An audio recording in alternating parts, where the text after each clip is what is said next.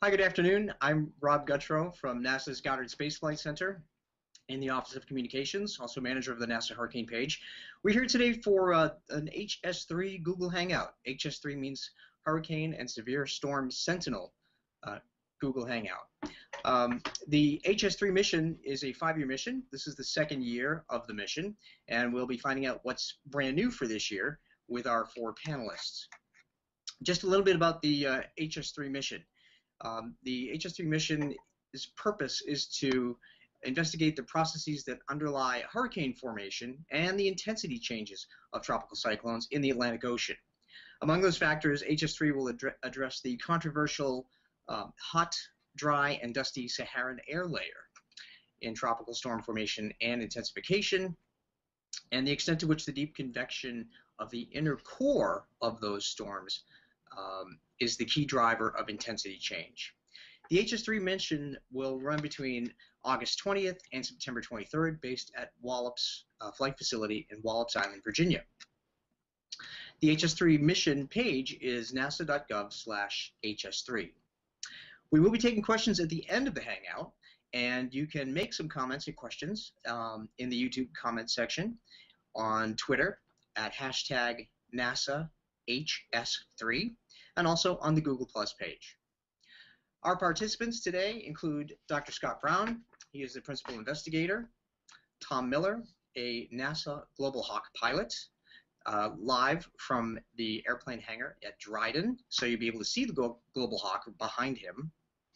Marilyn Vasquez, the HS3 project manager, and our guest Brian McNulty, a senior research associate at the University of Miami's Rosenstiel School of Marine and Atmospheric Sciences, and a Capital Weather Gang columnist. So we're going to start the Google Hangout by going over to Dr. Scott Brown. He's a research meteorologist here at NASA's Goddard Space Flight Center in Greenbelt, and he studies hurricanes from the inside and out. He was the HS3 principal mission investigator last year and again this year. He leads a diverse team of scientists and instrument specialists to investigate hurricanes and conduct experiments using unmanned aircraft to better understand the conditions that favor the storm formation and the development of major hurricanes. And here's Dr. Scott Brown to talk about what's new with the HS3 mission this year and the science behind it. Scott? Okay, thanks, Rob. Well, as Rob said, we're studying the processes that affect storm formation and intensity change, and we're particularly interested in the relative roles of the large-scale environment and inner core processes. And that, in terms of the environment, one of the things we're particularly interested in is the Saharan air layer, which has been controversial of late. There's been a number of studies early on that suggest that it can have a positive influence on storm growth, and that it aids storm formation and intensification, and a number of studies that suggest that it actually has an inhibiting effect on storm intensification. In addition, we're very interested in what happens in the inner core, in particular with very deep thunderstorms, also called hot towers. And some studies have suggested that when these hot towers are seen within the eye wall of a hurricane, the storm is more likely to undergo intensification in the day that follows, whereas if a tower is not seen, they tend either not to intensify or to weaken. But it's still not clear whether these hot towers are playing an active key role in the development, or if they're maybe more of a passive indicator of other processes that are leading to the intensification.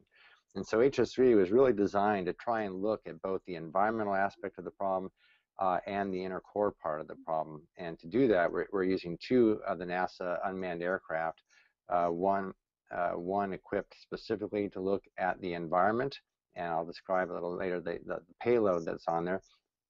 And the other is equipped with the payload to really look at the inner core, in particular the precipitation and winds within the eye wall and the rain bands.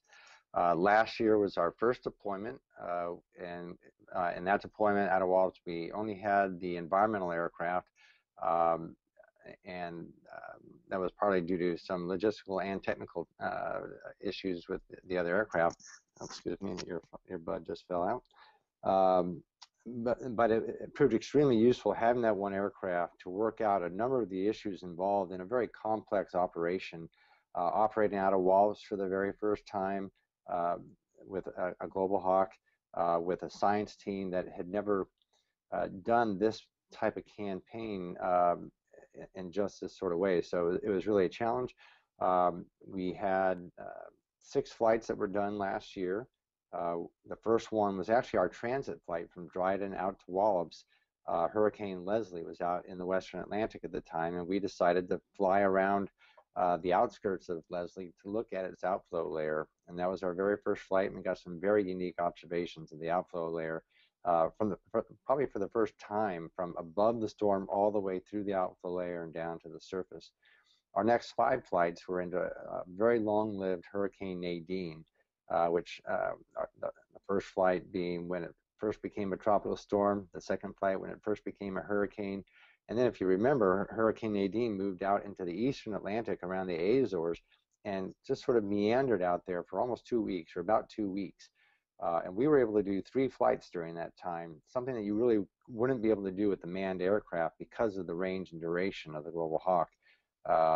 And during that time, we saw the weakening of the storm when it went post-tropical, and then we saw its redevelopment, including the onset of its re-intensification back into a hurricane, and it subsequently reached its maximum intensity over its entire life cycle.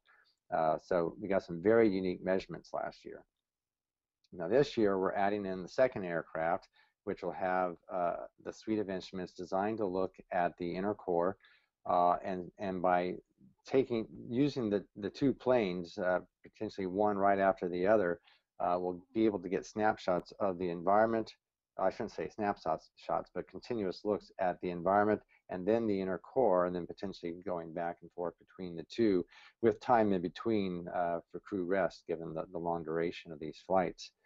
Rob, if you guys want to show the interactive on the instruments, I can talk a little bit about the payload, or we can pause a moment and discuss that later.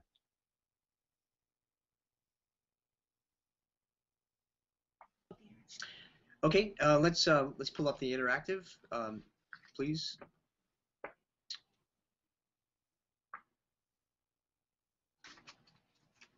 All right, as we wait for the interactive, the unmanned aircraft will actually be able to go for twice as long as the Hurricane Hunter aircraft. Is that correct, Scott? A lot of its total flight duration is 2 to 3 times as long as a typical manned aircraft. Depending on where the storm is in the Atlantic, will either be, if it's close to the U.S., we'll be able to spend maybe 2 to 3 times as much time over the storm as you would with a manned aircraft. But if it's out in the central Atlantic, we can actually get the storms that we wouldn't normally get to with manned aircraft because of the long range. And Nadine was a good example of that, where it was in the northeastern Atlantic, and we were able to spend 10 to 12 hours over the storm, whereas a manned aircraft really would not have been able to get to it and spend any time at all in it. So that is a real advantage of the aircraft. And this year we're actually going to be double teaming with the 2 Global Hawks. One to get the data from the guts of the storm, and the other basically to look at the whole environment of the storm. So that's something we weren't able to do last year. Right. Is that interactive ready? I can see it down below. We are bringing the interactive up.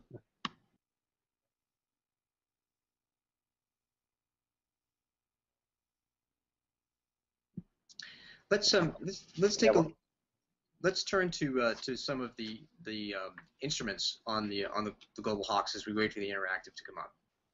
Well, that's what I was hoping for the interactive for. But okay. One thing we can say is, as we're doing these flights, we're interacting quite a bit with NOAA. NOAA is one of our team members. They provide one of the instruments. And the sort of the manpower behind operating the instrument and processing the data. In addition, they're providing a few of the pilots and some of the ground crews, so they're a significant partner for us. In addition to that, the NOAA Hurricane Hunter aircraft and Air Force Hurricane Hunter aircraft will be out there at the same time, and we are planning to collaborate with them as much as possible to try to time our flights so that we're either flying together to maximize the data being collected at any one time, or to fly in series with each other so that we maintain as continuous a coverage of the storm as we possibly can. So if the interactive is not going to be up, I can just go ahead. It's up and running. You just look on the bottom of your screen there.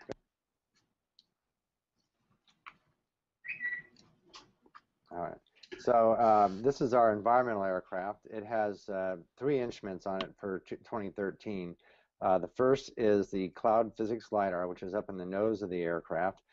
It's specifically designed to look at profiles of Saharan dust, which is one of the things that we're trying to track and how it interacts with the storm. So this gives us a way to identify where the Saharan air layer air mass is.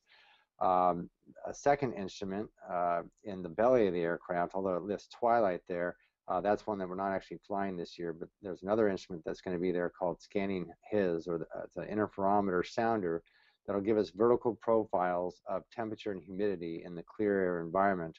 And then when we're overflying clouds, it gives us information on the properties of the cloud tops. And then at the back of the aircraft, there's an instrument known as AVAPS, which is a drop-son system. So it releases a small tube from the aircraft that floats down to the surface on a parachute. And as it's going down, it collects information on temperature, humidity, pressure, wind speed, and direction with very high vertical resolution. So we get very detailed measurements of some of the vertical structures. And that's one of the instruments that we also then can feed in to some of the operational centers and potentially into some of the forecast models. Now, we had also planned to fly a wind LiDAR that would have been in the belly of the aircraft that would provide continuous wind speed and direction measurements in the clear air, but there's been some issues with that we haven't been able to fly it yet. I guess I won't get into that part. If you can go to the other aircraft, our overstorm aircraft is carrying the Plan 3 instruments, which are hamster in the nose of the aircraft. It's a microwave sounder that's capable of giving us sort of low resolution vertical profiles of temperature and humidity in both clear and cloudy air. And then when we're in precipitating areas, it gives us information on the vertical precipitation profiles. In the belly of the aircraft is a dual frequency conically scanning Doppler radar. So this provides information on both wind speed and direction and precipitation profiles within the storm. And then when we're outside of precipitation areas, it can give us wind speed and direction at the surface to look at the overall surface flow. And then in the tail of the aircraft is an instrument that's a microwave radiometer that gives us a broad swath of surface wind speed and precipitation information. So in one pass of the storm, we'll be able to map out the surface wind speed field and look at the structure of the wind maximum, how broad the wind speed maximum is, and things of that sort. Now this year, it's not on the interactive diagram, but we're also flying what we call a piggyback instrument, something that got itself funded to ride along with us, and it's a gamma ray detector looking at gamma rays emitted from lightning within the storm. So those are the instruments that we have for this year.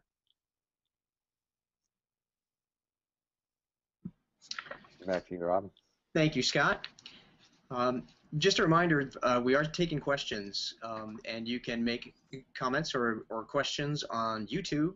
You can make them on Twitter using hashtag NASA HS3, and also comments will be taken on the Google Plus page. And we will get to your questions and answers at the end of the session. Now I'd like to move on to NASA Dryden and to Tom Miller, a project pilot for the Global Hawk, who is sitting in the hangar with the Global Hawk behind him. Tom Miller is a project pilot for the unmanned spacecraft at Edwards, California, and he determines training objectives and standards.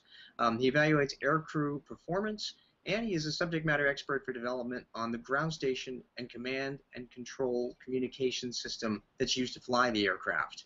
So Tom, tell us about the aircraft operational. Okay, well, I'll begin with a description of the airplane itself and let everybody get a look at the whole thing here. This is actually Air Vehicle 1. This was the aircraft that Ryan first flew, the first Global Hawk to fly back in 1998. So we resurrected it for a NASA science mission, and it's still going strong.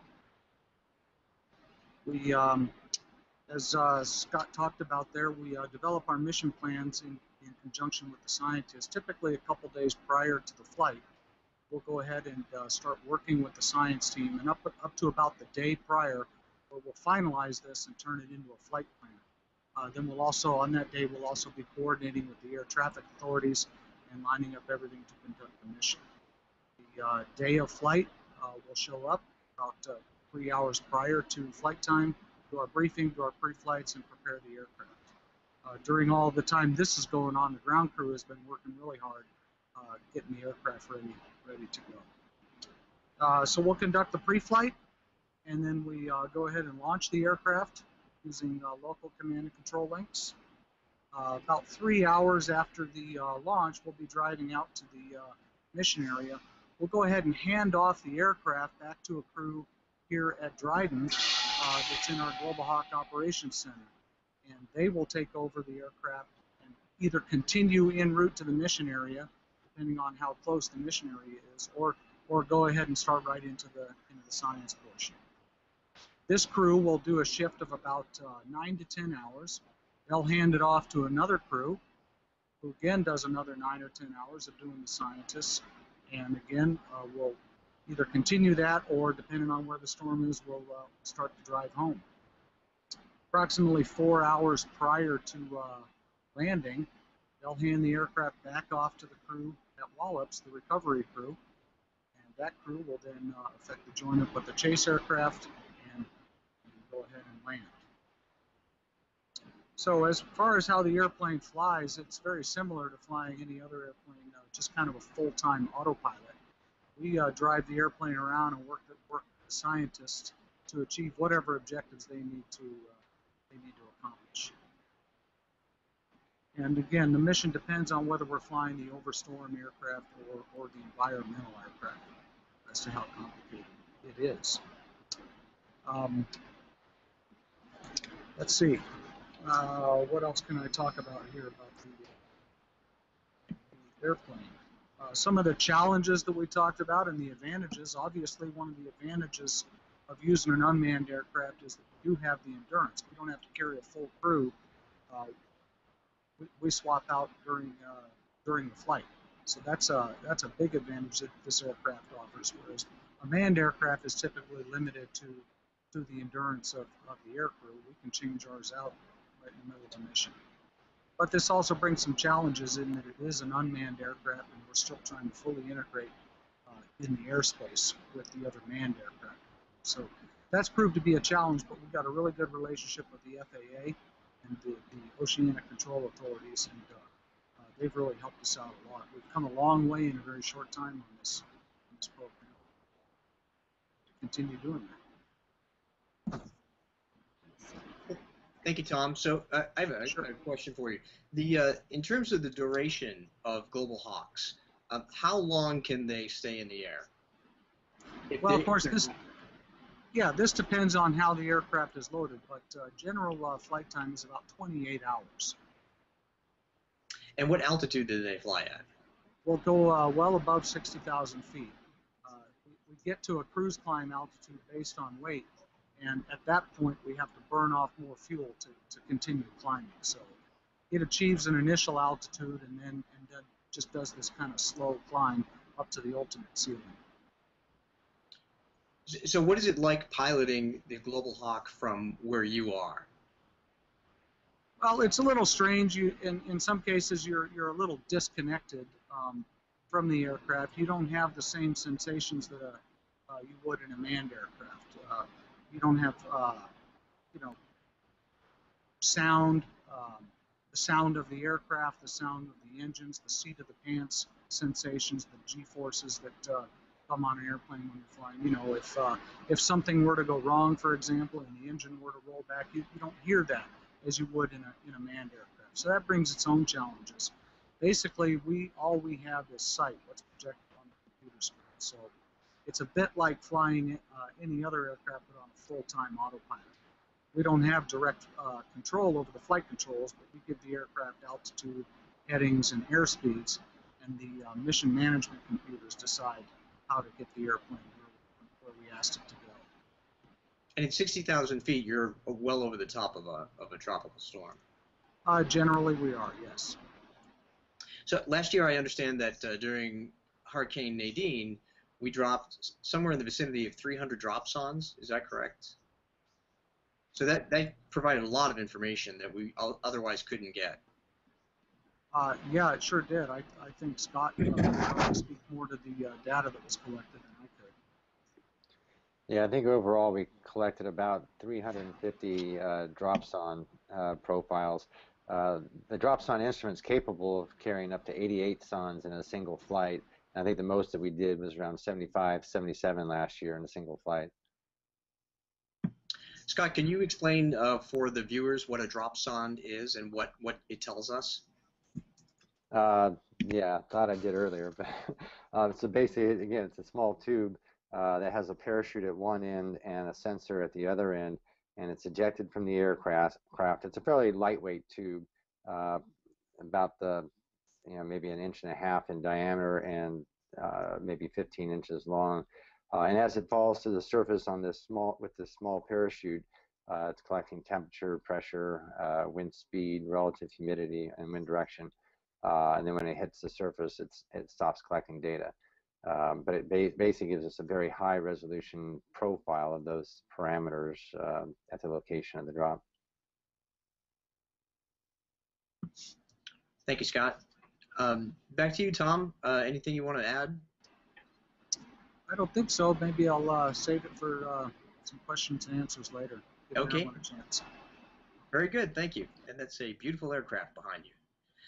Again, just a reminder for those who are watching us on YouTube or on Google+, you can comment on both of those and also on Twitter with hashtag NASA HS3. Next, we're going to take you to Marilyn Vasquez. She's the HS3 project manager, and she has been leading more than 200 people who will be involved in preparing and supporting the aircraft. So she's going to tell us what it takes to get the flight off the ground.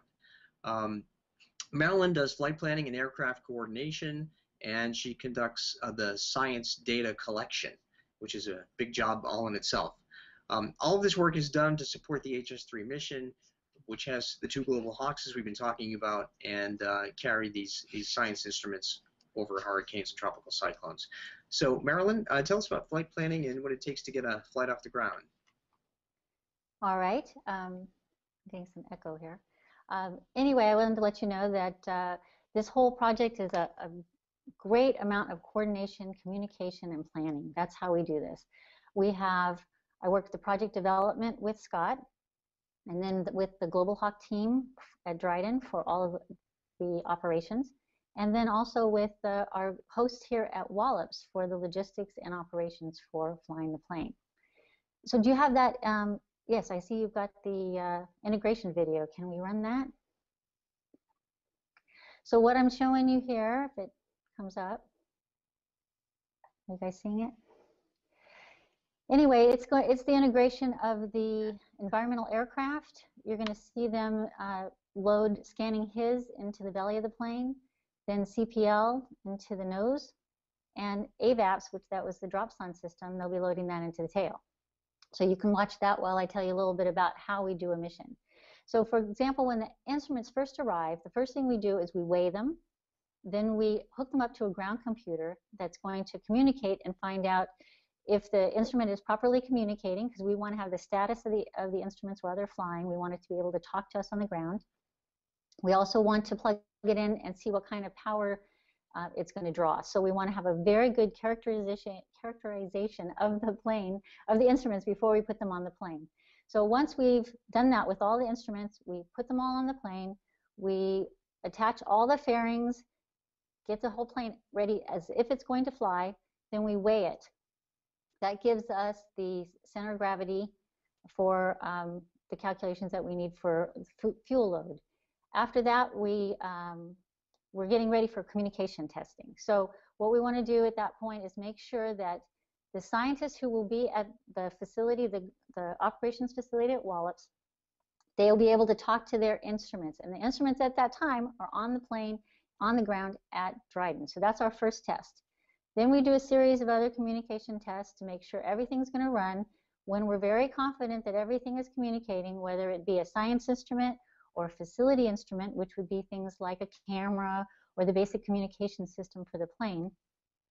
Once all that is working, then we're ready for a test flight. So at that point, we fly the plane in the area right around Dryden to make sure that all the instruments are working well, communicate well. They fly for about 5 hours. And at that point, we're ready for a transit flight. So we are at that point, we're not quite at that point yet. We're right now for HS3 2013.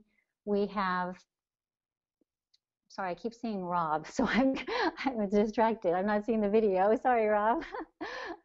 So there, that's better. Anyway, no offense, Rob. But anyway, so when we transit the airplane, and we'll do that the week of August 2nd, we'll transit both the airplanes. Right now, in the process of that, what I described to you, we are at the point where the instruments have all been loaded on the plane. We've done weight and balance, and we've done the beginning of the communications test. So soon we'll be ready for the range test, and then we'll start planning our transit. So this whole operation is very complicated. There's a very large infrastructure at Dryden for supporting the airplane. But as you can imagine, we have to do the same thing at Wallops. So we work with our colleagues here to be sure we have a hangar, we have the proper fuel, we have the proper ground support equipment. Tom was talking about in the plane taking off on the runway. We have to realize, since there isn't a pilot, the pilot can't see if there is an obstruction on the runway for any reason. So we have a truck that goes alongside the plane when it's on the runway to be sure that there's no obstructions before it takes off. So all those things have to be coordinated. We have space for the scientists, space for the all the different instruments. We have labs for them. We have so many people involved. It is very complex to set it all up. We need to get them badged. We need to make sure they all know how to work safely around an airplane. We lay out an evacuation plan way in advance so that in case a storm comes our way, we know how to get the planes and the people out safely. All that is involved in the initial planning. Then we get ready to actually plan a particular flight.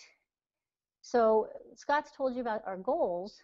Well, we have the goals, then we have what the nature has put out as our targets. Do we have a storm out there that's going to it looks like it's developing? Do we have one that looks like it's going to intensify? Which one's closer? Which one should we choose? Which plane should we choose? And we have to do this 48 hours in advance. We have to have a flight plan. So we have to think about what we want to do, and do we want to fly with those other groups, the NOAA and Air Force aircraft that Scott mentioned?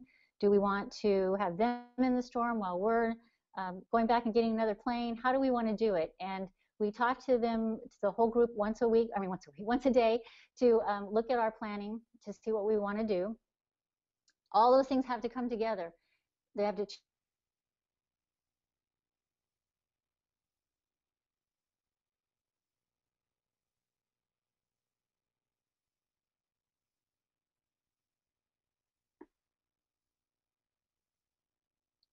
Hey, Rob, I think we lost her feed from Wallops.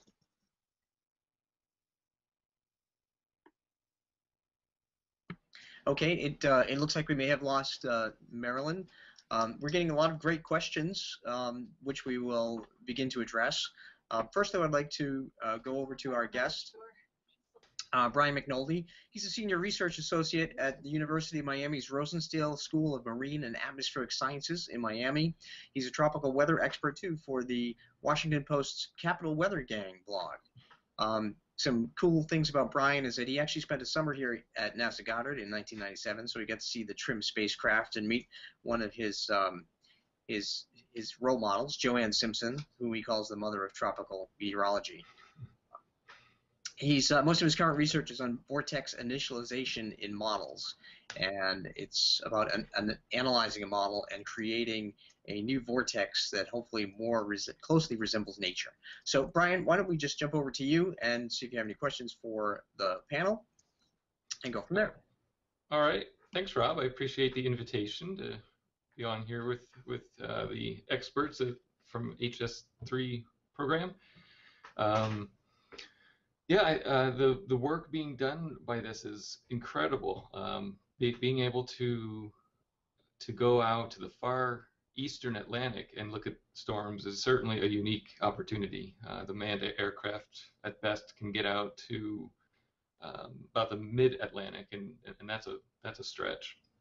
So this is really an incredible opportunity, and it's really great to see that we have year after year of this. So anyway, so then this is year number 2. So we'll see what sort of storms we can get this year.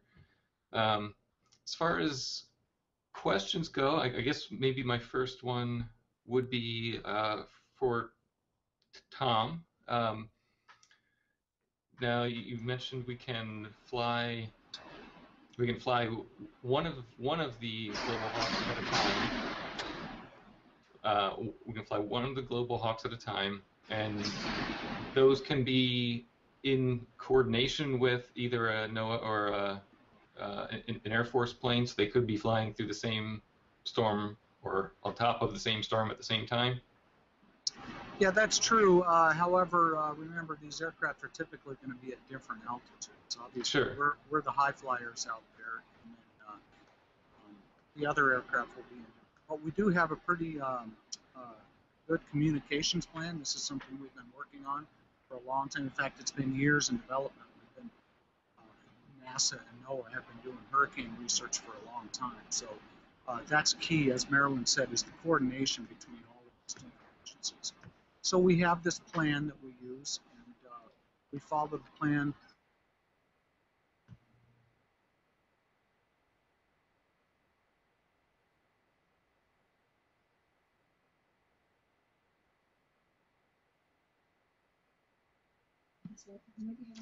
Okay, my apologies. The network kicked me off there for a second. So. Okay, no problem.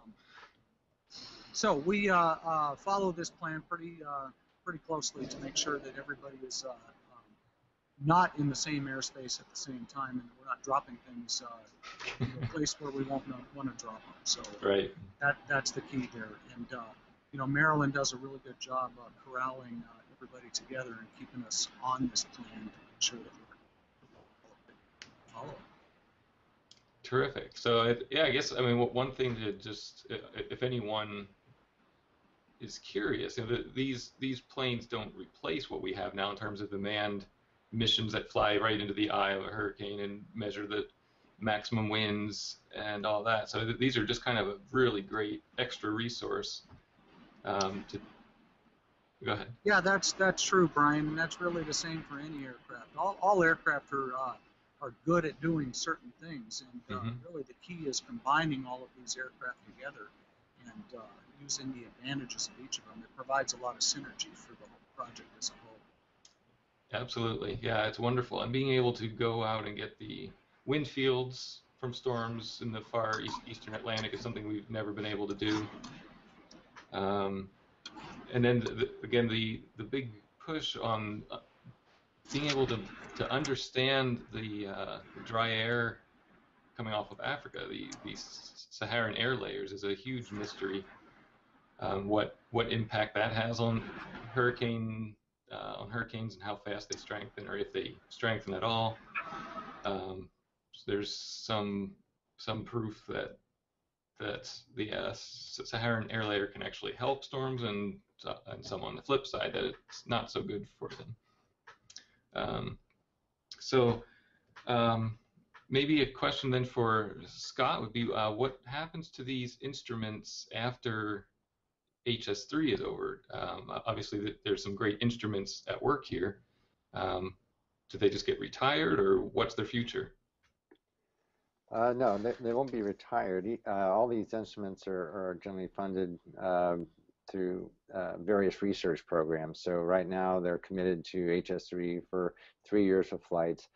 When this is done, they'll likely be trying to get funding for additional support for other campaigns. For example, HS3 was funded under the first round of NASA's Earth Venture suborbital call back in 2009. And right now they're going through the process of getting new proposals, and next year they'll make selections for a new round. And so it's possible that some of these instruments will get funded for other projects, whether it's hurricanes, winter storms, maybe more climate and chemistry. Well, these wouldn't be necessary for climate and chemistry. Some of them might be. But basically, they're tied to opportunities for funding. And so it's kind of hard to say what will happen next for a lot of these instruments, other than that they'll eventually find their way into another project somewhere. All right, and speaking of that, is there ever, have you guys kind of put on the wish list being able to have a global hawk in the long term for hurricane recon? Well, with NASA, with HS3, again, it's only funded for the 5 years, and there's no real plan for the long term within NASA as regular reconnaissance, since we're more research oriented rather than operationally oriented. However, we are having some discussions with NOAA. NOAA has a very deep interest in using the aircraft for both hurricanes and winter storms, and there are some discussions at high levels about trying to make at least one of the aircraft, or maybe both, available to NOAA, contingent upon being able to work out some of the funding issues. Terrific. All right, I think that's my main questions right now. Thank you, guys. All right, thank you, Brian. We have quite a number of reporter questions and questions from Google, YouTube, and Twitter. The first question is from Carrie Rose, and Carrie has addressed to Scott. Scott, she would like you to restate which piggyback instrument is being added to the Overstorm aircraft. Well, the acronym for the instrument is ADELE, A-D-E-L-E. I can't off the top of my head remember what the acronym stands for, but it's a gamma ray detector. So basically, it's looking for gamma rays that are emitted from lightning at the top of the storm. Well, the gamma rays are emitted from the top of the storm, and so they're relatively rare events, but this was an opportunity for them to get on a high altitude aircraft where they might be readily able to see these types of phenomena. And Adele is not named after the pop singer who sang Skyfall, by the way. And by the way, we're getting a lot of questions about whether or not HS3 will see a Sharknado, and the answer to that is no. So for everybody who sent out that question, we could just move on from there. No, Sharknadoes occur on too small of a scale. Thank you, Scott. Another reported question. This question is, how do the instruments on HS3 compare to the instruments that are already in use by satellites? Well, some of the instruments are similar in some ways to what's on satellites. The Scanning His instrument is very similar to the AIRS instrument that's on the Aqua satellite, which basically gives you temperature and humidity profiles. The Cloud Physics LiDAR in the nose of the environmental aircraft is basically the same type of measurement as we get from a satellite called Calypso that gives profiles of dust and clouds. In terms of the Overstorm aircraft, the Doppler radar is sort of an advanced version of something that we'll see right now with our tropical rainfall measuring mission satellite that's been going for about more than 15 years now. It has the first and only rain or precipitation radar in space, but there's going to be a follow-on mission that launches next February called the Global Precipitation Measurement Mission, which will be a dual frequency radar, just getting precipitation profiles, not wind information from space, but the two frequencies on the GPM satellite are identical to what we have on the HIRAP Doppler radar. The other instruments are fairly unique and don't really necessarily have a space equivalent at this point. Thank you, Scott. There are a couple of questions from Thierno Tall.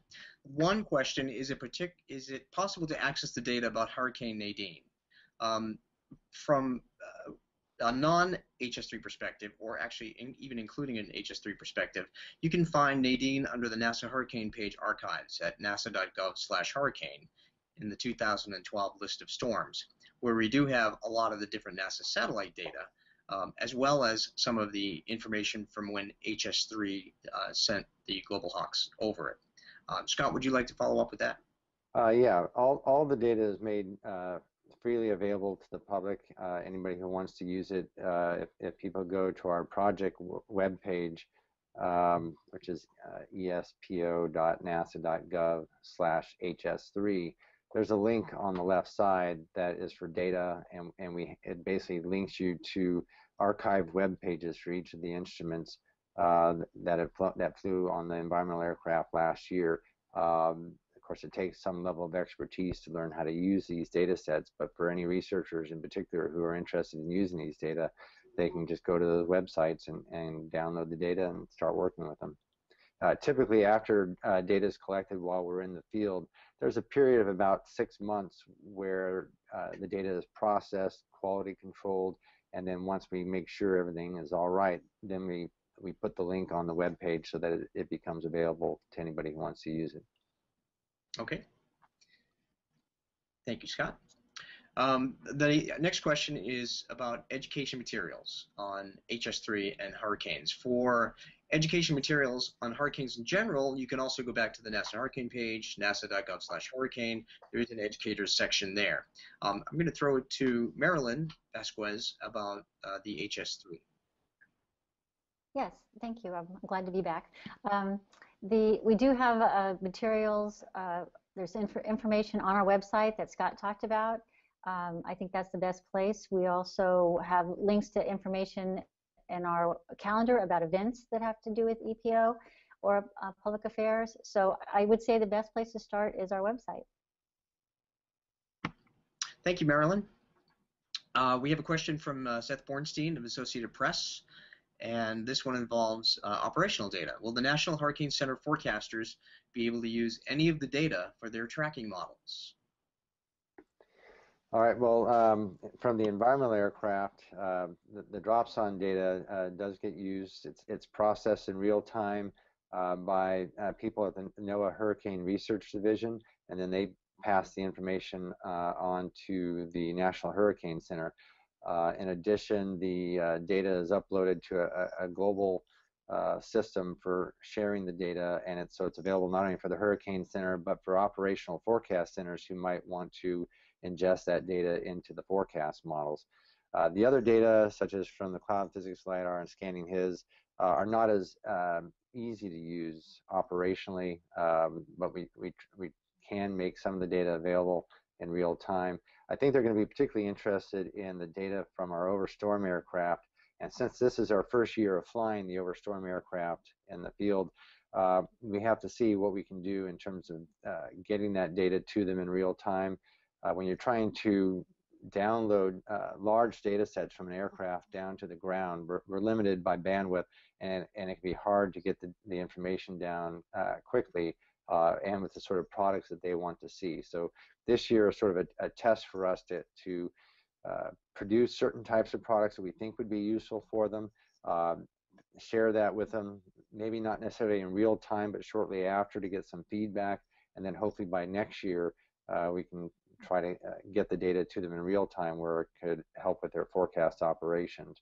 These are things that we're not required to do, but we certainly try to do on a best effort basis because we know that they can be beneficial, and so we're making every effort to do it. But again, you need to keep in mind that this is a fairly complex operation, a lot of things being done for the first time, and there's some kinks to be worked out in communicating such large data sets in real time. All right, thank you, Scott. We have another question from Elizabeth Harbaugh. She actually would like you to elaborate on the Saharan air layer and why it may help hurricanes either intensify or it may help them fizzle out. Okay, well, it helps to kind of keep in mind certain things that are needed for hurricanes to form and grow. One, you need to have fairly humid air to foster cloud development. Dry air tends to disrupt cloud development and even lead to cooling down near the surface in downdrafts. You also need the air to be fairly unstable, so where when it starts to rise, it wants to continue to rise to develop a deep thunderstorm, whereas if the air becomes stable, it might tend to prevent that rising motion. And then also hurricanes and developing tropical storms don't like what's called vertical wind shear. This is the change of winds with height, and that can have a shearing effect on the storms and basically rip them apart if the shear becomes too strong. So with the Saharan air layer, it's a very hot, dry, dusty air mass, and in that layer itself, that hot air overrides cooler air near the surface, so it tends to be very stable and it's hard to get deep cloud development. the dry air can potentially mix into storms and kind of cause them to lose some energy. And then on the southern side of the Saharan air layer, there tends to be a strong mid-level wind maximum or jet that can increase the vertical wind shear. So those are some of the arguments about why it may inhibit storm development just through increased instability, bringing dry air in, and increasing vertical wind shear. Now, the arguments as for why it may have a positive influence on growth is a little bit more complex, but it has to do with the energetics of the large-scale wave in which the storm is embedded. And basically, the southern side of the SAL acts kind of like a front, and it may foster a vertical circulation that leads to rising motion south of that front, which is where you would typically get tropical cloud formation, and so it may enhance that. In addition, it may allow for conversions of energy from the larger scale down to the scale of the developing hurricane, a sort of large-scale dynamical instability that may favor growth. And it's a little bit hard to determine at this point whether the positive influences outweigh the negative influences, or if it may vary from case to case. So that's one of the things that we want to do, is get some data on these storms. These things are most prominent out in the central and eastern Atlantic, where we often don't get much data. So that's one of the motivations for us, is to get out to these storms much earlier and look at this interaction in a way that we haven't been able to do routinely in the past. Okay, thank you, Scott. We have another question about the dropsons. The question is, are the small cylindrical tube sensors that you mentioned able to be recovered, or are they reused, or are they single use only? No, they're single use only. They're basically falling to the surface. While they do have a GPS sensor in it to tell us their exact position, I don't believe that they float, or at least not for long, and they'd be pretty difficult to recover. So they're basically expendables that are used once, and that's it. I do think the National Weather Service has a program where you can mail a dropson back, though, if it falls over land somewhere. But we're so far out at sea. Yeah, we do not drop over land. No. Thank you, Scott. Let's see, we have another question from Twitter, Julie Bookman. Before I get to that, just a reminder, we have about 12 minutes left on the Hangout. If you have any comments, you can ask your comments through YouTube or Twitter by hashtag NASAHS3, or you can ask them on the Google Plus page. So the next question from Julie Bookman, from Julie Bookman, right? How frequently does the dropson collect temperature data, and is dropson data used to verify or qualify temperature data collected by HAMSR? All right, well, the data collected, I'm trying to remember what the number is. It's like 1 or 10 hertz. It's about 1 to 10 times per second, so very high resolution. So we get very, basically extreme vertical resolution, which is extremely helpful. The HAMSR, unfortunately, is on the other aircraft, so we're not able to verify the HAMSR profiles, although in one of our test flights in 2011, we flew Scanning His, HAMSR, and the dropsons together for 2 flights, and we were able to collect the data set that was used to verify the retrieval algorithm for HAMSR. Now, within our hurricane flights, Scanning His and dropson are on the same aircraft, and Scanning His also gets vertical profiles of temperature and humidity, primarily in the clear air. So we are able to use the dropson data to validate or verify the Scanning His information. Okay, thank you, Scott. We're actually seeing a video of a flyover from the belly of the Global Hawk right now as it flew over Hurricane Carl in the eastern Pacific Ocean. And I think that was from the GRIP mission in 2010. There's another question that came through from Christopher Anderson, and Christopher wants to know, was the Global Hawk custom made by Lockheed, or was it repurposed from the Navy or Air Force version? I guess we can go over to maybe Tom or Scott, whoever wants to answer that. Yeah, I could probably speak to that. This like I mentioned earlier, this aircraft behind me was actually the technology demonstrator built by Northrop Grumman Ryan back in mid-90s, and it first flew in 1998. So these aircraft were accessed by the Air Force, and so we repurposed them. They are essentially what the Air Force had flown as their Block 10 aircraft. They have a larger version of it now that they're flying operational. And NASA has actually obtained a couple more of those aircraft we hope to use on future missions. Thank you, Tom. We have one more question. It says, how many research planes will be flying during a hurricane at one time? Will both planes be flying, or will it just be one? Well, we'll always be flying just one at a time. As part of HS3, we don't have the capability or manpower at the moment to fly both simultaneously. In terms of the number of aircraft that could be flying in the storm at any one time, it could be multiple aircraft. You could potentially have one of our Global Hawks, the NOAA P3 aircraft, which is sort of a low to mid-level flying aircraft.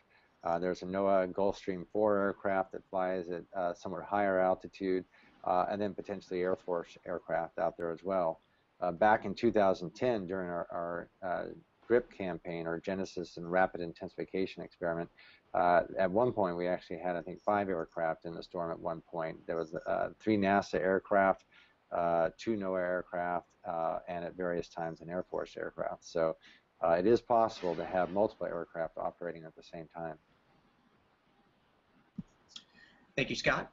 Before we get back to questions, I just want to identify the partners, because this is quite an immense effort of coming together. There are several NASA centers involved with HS3. Wallops Flight Facility is one center where the Global Hawks will be based. We have Ames Research Center. The Earth Science Project Office is located there, and they manage the project. Goddard Space Flight Center, the Dryden Research Center, where Tom Miller is broadcasting from, the Marshall Space Flight Center in Huntsville, Alabama, and NASA's Jet Propulsion Laboratory in California.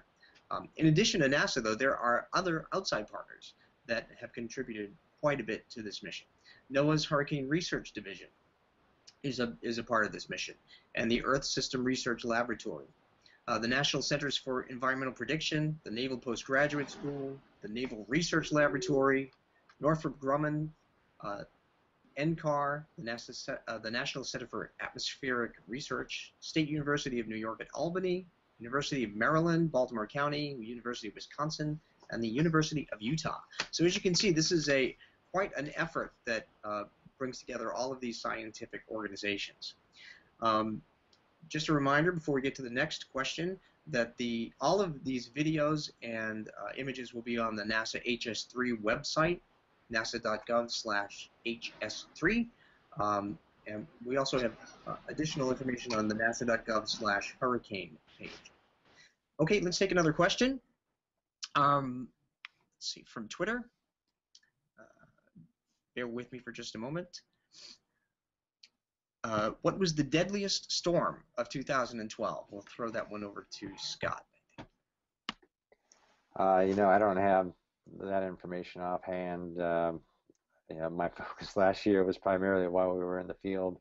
Superstorm Sandy was probably the deadliest, but I can't confirm that. It's certainly the most damaging, probably. Brian, do you happen to do you want to add into that? Yeah, I don't have that right on hand either, but I think that's correct. The only other storm of significance that made landfall was Isaac, and that did cause some issues too. But no, I don't have that right in front of me. It would be on the National Hurricane Center website, though. You can look up the previous years or any year's tropical cyclone reports, or TCRs they're called. So they can just look on the nhc.noaa.gov and look for the tropical cyclone reports. Okay, thanks, Brian. One more question from YouTube. Do you stage locations overseas for other tropical cyclone areas besides the Atlantic? For HS3, we're not. We're simply focused on the Atlantic. There is another Earth Venture suborbital project called ATREX, which expects to have one of their deployments out of Guam, I believe, this year, and Tom can probably speak more to that. Yeah, that's correct, Scott. We plan to go to Guam early next year. All right, thank you both. Brian, do you have any additional questions for the team? No, I don't. This was a lot of very good questions asked by some other folks too. Okay. Marilyn, Tom, and Scott, are there any other things that you want to mention that we did not bring up yet? Can't think of anything. Okay. So the first flight is August 20th, and that's departing Wallops. That'll be the first potential science flight. Our operational window for science flights is August 20th to about September 23rd. Of course, whether or not we fly that particular day or any other particular day depends on whether targets are available. It depends on the weather at Wallops. Because we're an unmanned aircraft, we require a chase aircraft with pilots to act as the eyes of the pilots on the ground. So bad weather at Wallops would keep us grounded. But the planes will actually transit the week of August 12th, so they will leave Dryden and land at Wallops at that time, and that's when they'll start their deployment ops. Okay, and the peak of hurricane season is usually the first or second week of September? It's around September 10th or so. September 10th. So we're hoping for a number of cyclones, tropical cyclones out there to study. Nadine was very cooperative last year. Scott, how long did Nadine hang around last year? I don't remember the exact number of days. I think it was on the order of about 24 to 28 days, something like that. I think it was the fifth longest storm on record. The odd thing about last year was it was a very active season. Obviously we got all the way up at least through S on the list of names, and yet during the 5 weeks we were in the field, we really only had a couple of storms occur. Fortunately for us, Nadine stuck around for a long time and provided some very useful information. It was a storm that by all rights should have died much earlier than it did, and yet it somehow kept going, and we collected some very interesting data that I think will tell us a little bit about how it was able to maintain itself and then eventually redevelop. And this is another case where the capability of the airplane is really important, because we were able to go all the way over to the Azores and spend time in Nadine. So that's that long-range capability. Thank you both. And again, for anyone who wants more information on how NASA covered Hurricane Nadine over the long course of life that it had, go to nasa.gov/hurricane and click on the 2012 archive, and you'll see information from the different NASA satellites as well as some of the HS3 input in there. Well, that concludes our Google Hangout, and I just want to remind everybody that this video will be archived on the NASA Goddard YouTube channel, which is NASA Explorer. For more information, you can go to the HS3 website, which is nasa.gov/HS3. And again, all of the videos that you saw playing during this Google Hangout and the images will also be posted up there. From NASA Goddard Space Flight Center, I'm Rob Guttrow, and I thank you very much for watching.